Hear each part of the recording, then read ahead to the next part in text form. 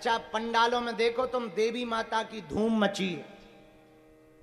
गांव गांव गली गली में पंडाल लगे हैं, आरती गा रहे लोग।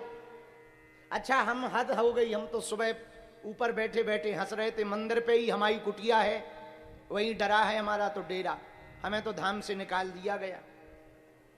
मंदिर पर ही हमारी कुटिया है, वहीं डेरा डला है, वहीं भोजन भजन, वहीं पर जब कीर्तन जो भगवान गुरु जी ने आज्ञा दी है वो कर रहे हैं, हवन पूजन।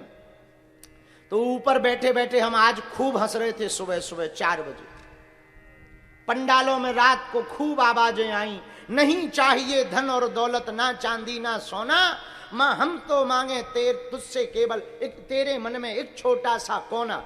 ये वही लोग आरती गा रहे थे जो कल तक 1 रुपया के लिए लड़ाई करते थे। जो 5 रुपया के ऊपर लड़ाई करके मारा मल्ल कर देते, वो भी पंडालों में आज आरती गा रहे कि नहीं चाहिए धन और दौलत, ठटरी के बरे है। बताओ क्या जमाना आ गया है। लेकिन माता रानी भी एकदम सीधी है। अब माँ तो माँ होती है, फिर भी वो आशीर्वाद दे रही, ठीक है बेटा हम जानते हैं। अच्छा, बाहर आरती गाता है, हमने एक दुकानदार को देखा, हमारे गांव में एक दुकानदार है, सेठ जी तो नहीं है पर वो उनके पास दुकान है, तो वो दुकानदार हैं, तो वो आरती गा रहे थे मंदिर में जाके, नहीं चाहिए धन और दौलत, ना चांदी ना सोना, माँ हम तो मांगे तेरे मन में एक छोटा सा कोना। और जैसे ही दुकान पे आए बोले राजश्री 50 का मिलेगा। तो हमें बड़ी हंसी आई।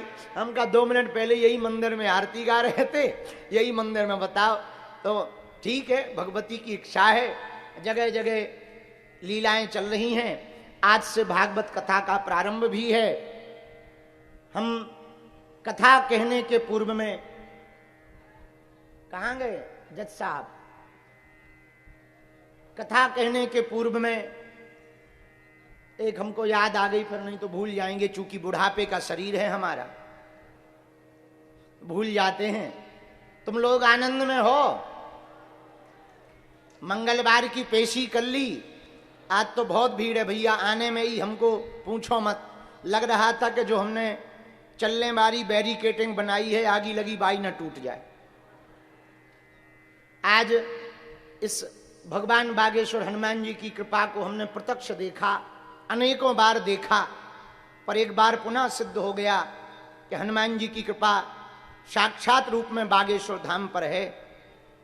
हम अभी गया जी गए थे, तो जज साहब हमको, बहुत दिनों से जुड़े हैं धाम से, कोई भी ऐसा यज्ञ नहीं है कि जज साहब ये जो खड़े हैं धाम न आवे।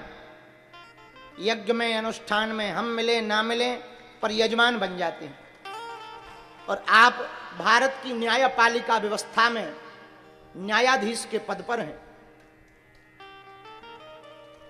वर्तमान में बहुत से लोग न्याय प्रणाली में बैठे हुए लोगों को अलग अलग दृष्टि से देखते हैं, पर आपकी दृष्टि एकदम स्पष्ट है कि आप न्याय परंपरा का तो पालन करते हैं पीठ पर बैठकर, लेकिन जैसे ही पीठ से उतरते हैं तो अपने धर्म का भी पूर्ण रूप से पालन करते हैं।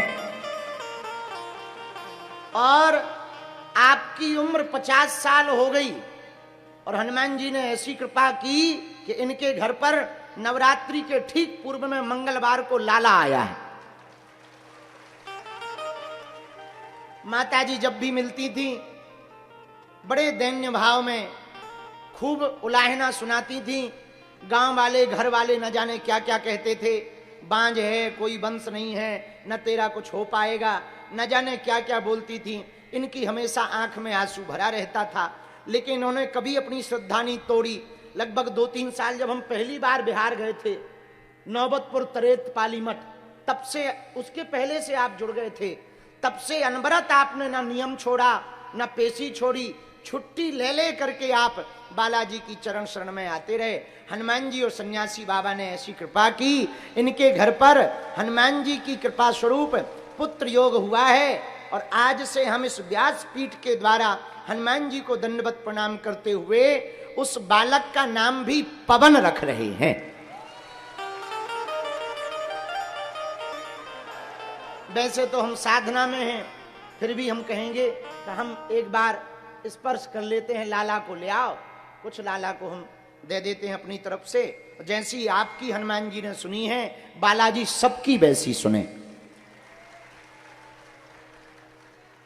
सीताराम सीताराम सीताराम। खूब बधाई हो माता, जुग जुग जिए हनुमान जी, बहुत दया करें, खूब प्रसन्न रहे, बहुत जय। पवन नाम है, अब पवन नाम से ही ये जाने जाएंगे। अभी कागज में लिखा नहीं है, लिखवा दो पवन।